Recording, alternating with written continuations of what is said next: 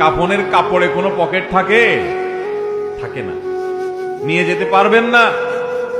আপনি মারা যাওয়ার পরে যে কাফনের কাপড়টা কেনা হবে, আপনি জানেন সেটা টরে কাপড় কেনা হবে না? আপনি কি জানেন সেটা কোনো দামি কাপড় কেনা হবে না?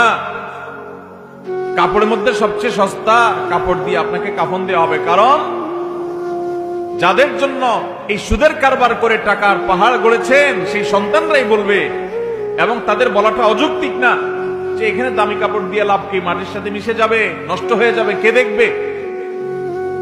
দামি সাবান দিয়ে আপনাকে গোসল করাবে না। এই দুনিয়া থেকে কিছু নিয়ে যেতে পারবেন না, সব রেখে যেতে হবে। ভাগ বটরা করে ছেলে মেয়েরা খাবে, আর হারাম কামাই করছে না, আপনি জবাব দিতে হবে আপনার।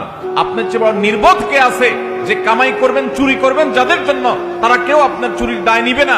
আপনার শাস্তি আপনাকে ভোগ করতে হবে, তারপর আপনি অপরাধ করছেন।